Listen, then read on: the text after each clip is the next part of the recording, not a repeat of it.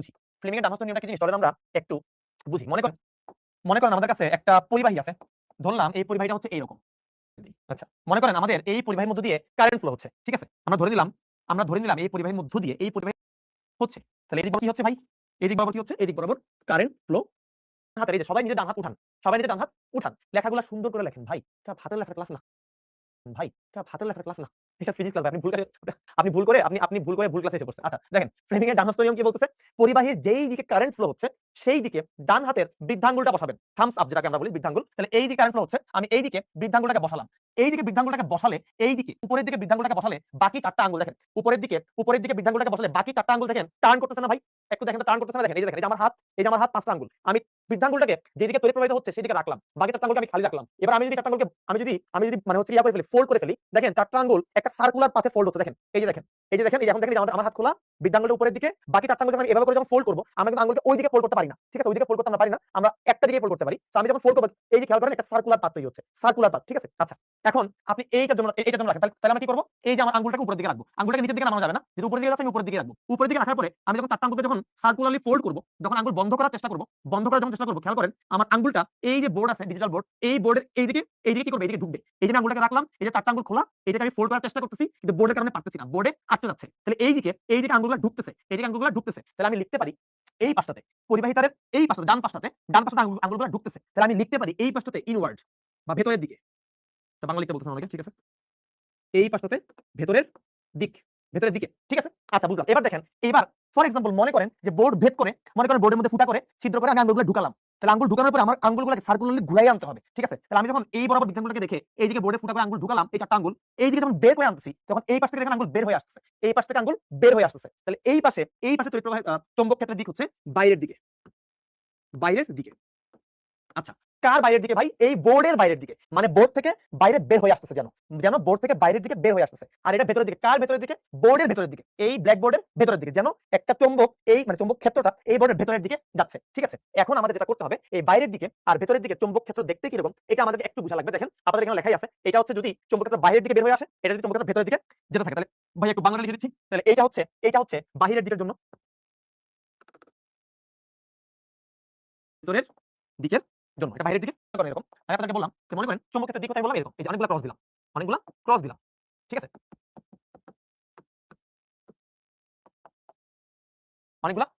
তাহলে এই জিনিসটার মানে আমরা কি বুঝবো? এই জিনিসটার মানে আমরা বুঝবো এই যে এইটুকু বর্ডারের মধ্যে, এইটুকু বাউন্ডারির মধ্যে, এই যে হলুদ বাউন্ডারিটার মধ্যে চৌম্বক ক্ষেত্রটা বাইরে থেকে ভেতরের দিকে প্রবেশ করতেছে।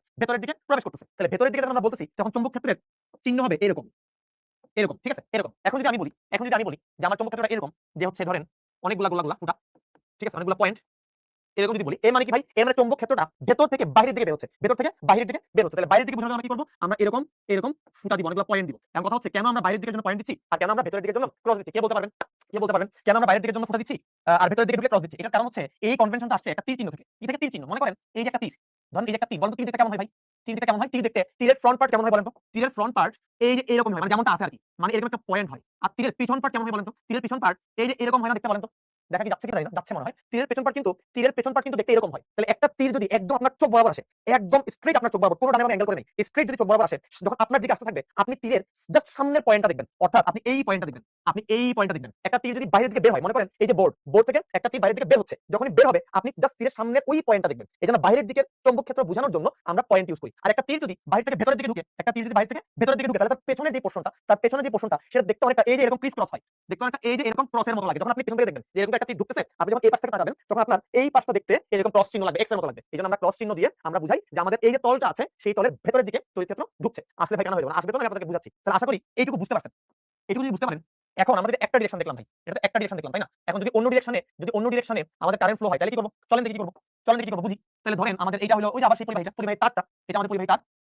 ভেতরে কারেন্ট ফ্লো হচ্ছে। আমরা এই তারের জন্য কারেন্টটাকে উপরের দিকে ফ্লো করছিলাম। এই তারের জন্য আমরা চাচ্ছি কারেন্টটা নিচের দিকে নামুক। তাহলে কারেন্টটা নিচের দিকে নামতেছে। তাহলে এই তারের জন্য আমাদের কারেন্টটা নামছে নিচের দিকে। এখন আমাদেরকে ফ্লেমিং এর ডান হস্ত নিয়ম বা ফ্লেমিং এর রাইট হ্যান্ড রুল কি শিখাইছে? যেই দিকে কারেন্ট ফ্লো হচ্ছে সেই দিকে আপনি আপনার বৃদ্ধাঙ্গুল, ডান হাতের বৃদ্ধাঙ্গুলকে রাখবেন। এখন আমি রাখলাম ডান হাতের বৃদ্ধাঙ্গুল। ভাই হইলো? আমি তো উপরের দিকে রাখছি, হইলো না? আমাকে নিচের দিকে ঘুরাইতে হবে। তাহলে আমি যদি নিচের দিকে ঘুরাই, ঠিক আছে? অনেকে কি করে?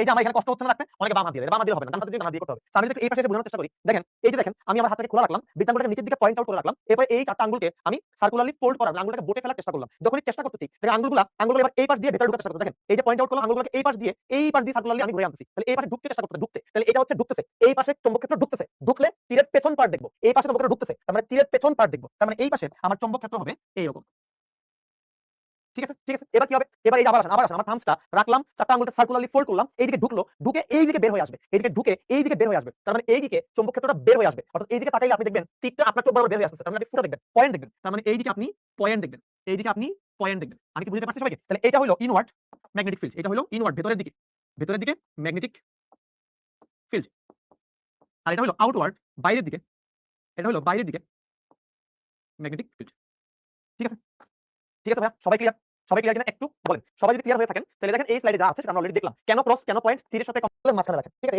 এই যে রাখেন এই যে মনে করেন আমার কলম দিকে কারেন্ট ফ্লো হচ্ছে এই যে চারটা আঙ্গুলের মাঝখানে কন্টাক্ট ঢুকাই দেন এবার এই আঙ্গুলটা উপর দিকে পয়েন্ট আউট করে আছে উপর দিকে যাচ্ছে তাহলে এই বরাবর ম্যাগনেটিক ফিল্ড কি হচ্ছে কাজ করতেছে ঠিক আছে আবার আমি যদি উল্টাই দিই আমি যদি এটাকে উল্টাই দিই যে এরকম দিকে কারেন্ট যাচ্ছে তাহলে কি করব তাহলে হচ্ছে তাহলে এই যে আমি থামছি বৃদ্ধাঙ্গুলকে এই নিচের দিকে পয়েন্ট আউট করব চারটা আঙ্গুল দিয়ে ধরবো তাহলে এই বরাবর যাচ্ছে ঠিক আছে তো এরপর থেকে আমরা অনেক অঙ্ক করব তখন আমাদের এই জিনিসগুলো আরো বেশি ক্লিয়ার হয়ে যাবে ওকে এখন আমাদের আসছে আরো একটা গুরুত্বপূর্ণ জিনিস আপনারা দেখতে পাচ্ছেন এখানে একটা হাত আছে so for your kind information এইটা হচ্ছে বাম হাত লেফট হ্যান্ড এটা কি ভাই এটা লেফট হ্যান্ড ঠিক আছে এইটা লেফট হ্যান্ড আপনাদেরকে অনেক কিছু শিখাবে অনেক কিছু শিখাবে আমি আপনাদেরকে রিকোয়েস্ট করব যে ভাইয়া যেভাবে শিখাচ্ছি সেভাবে মনে রাখার চেষ্টা করবেন ইনশাআল্লাহ কোনোদিন ভুলবেন না এটা হচ্ছে লেফট হ্যান্ড বাম হাত এটাকে বলা হচ্ছে ফ্লেমিং এর বাম হস্ত নিয়ম আমরা ডান হস্ত নিয়ম দেখলাম না একটু আগে এখন হচ্ছে বাম এটা হলো ফ্লেমিং এর লেফট হ্যান্ড টপিকের নামটা একটু দেখেন সুন্দর একটা টপিক দেখেন চৌম্বক ক্ষেত্রে গতিশীল আধানের উপর বল অর্থাৎ আমাদের একটা চৌম্বক ক্ষেত্র আছে আমরা ধরে নিচ্ছি ওই চৌম্বক ক্ষেত্রের মধ্যে আমি একটা প্রোটনকে ছেড়ে দিছি বা একটা ইলেকট্রনকে ছেড়ে দিছি বা একটা আলফা কণাকে ছেড়ে দিছি বা একটা বিটা কণাকে ছেড়ে দিছি অর্থাৎ একটা চার্জকে আধা মানে কি চার্জ চৌম্বক ক্ষেত্রের মধ্যে একটা চার্জকে ছেড়ে দিছি শুধু ছেড়েই দেই নাই ওই চার্জকে একটা গতিও দিছি তার মানে গতিশীল চার্জকে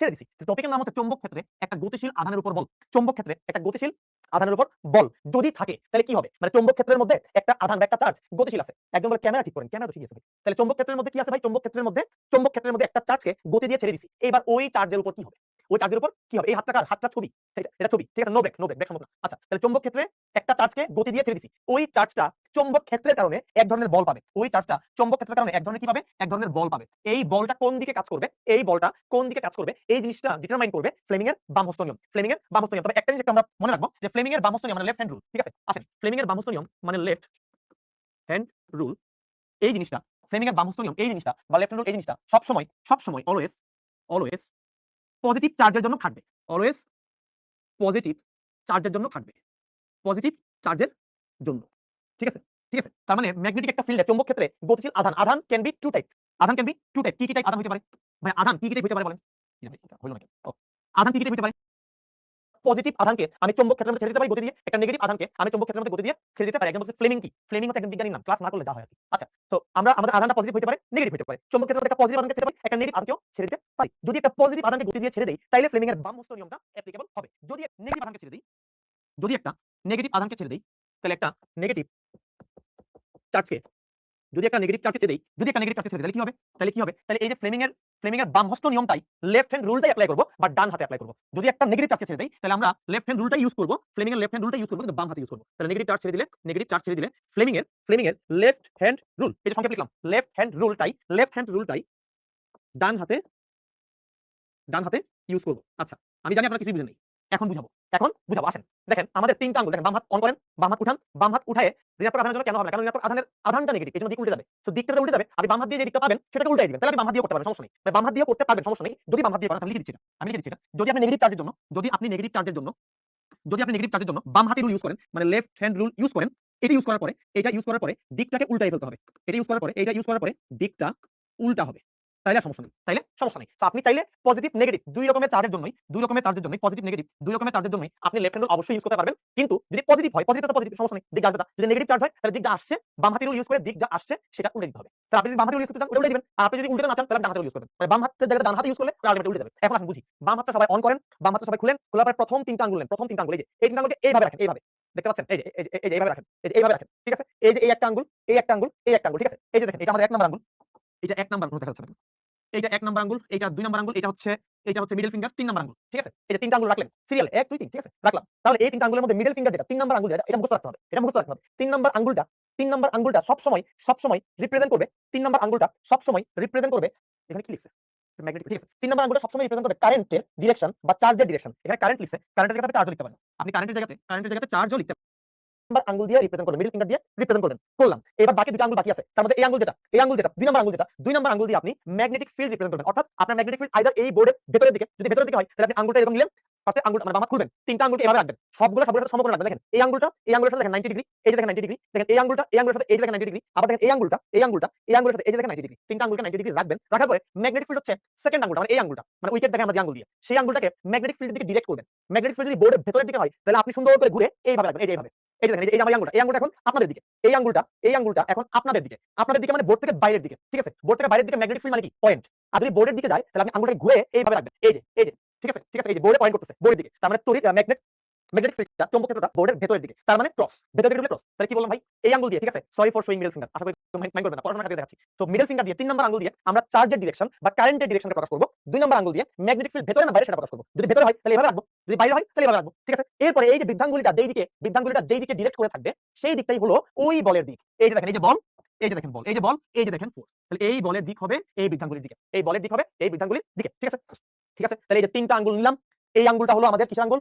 চার্জের ডিরেকশন দিকে, চার্জের গতির দিক যেদিকে। এই আঙ্গুলটা হলো ম্যাগনেটিক ফিল্ড ভেতরে নাকি বাইরে আমার দিকে, আর এই আঙ্গুলটা হলো ওই চার্জটা ম্যাগনেটিক ফিল্ডে যে বলটা পাবে ভাই সেটার দিকে। চলো আমরা প্র্যাকটিস করি, প্র্যাকটিস করলে বুঝবো। আসেন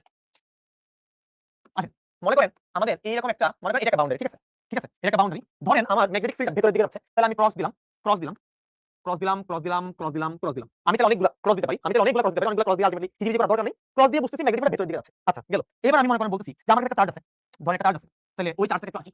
তাহলে এই একটা চার্জ আছে, এই একটা চার্জ আমার কাছে আছে, এই চার্জটা কোন দিকে যাচ্ছে? মনে করেন আমি বলতেছি যে এই চার্জটা মনে করেন বলতেছে ডান দিকে যাচ্ছে মনে করেন, তাহলে এই চার্জটা এই দিকে যাচ্ছে, তাহলে এই দিকে কিসের ডিরেকশন ভাই? আচ্ছা তার আগে বলেন, এই যে ক্রস দিলাম, এই ক্রস কি জিনিস? ম্যাগনেটিক ফিল্ডের ডিরেকশন, ঠিক আছে? তার মানে এটা হলো বি। এই যে তার মানে আমাদের এখানে এক নাম্বার জিনিস হলো ম্যাগনেটিক ফিল্ড, ম্যাগনেটিক ফিল্ড বা চৌম্বক ক্ষেত্রের দিক, তো অবশ্যই মানও আছে ম্যাগনেটিক ফিল্ড, তাহলে ম্যাগনেটিক ফিল্ড আমরা প্রকাশ করছি কি দিয়ে ভাই? বি দিয়ে। আচ্ছা 2 নাম্বার জিনিস হলো চার্জ ফ্লো করার ডিরেকশন, তাহলে চার্জ ফ্লোয়িং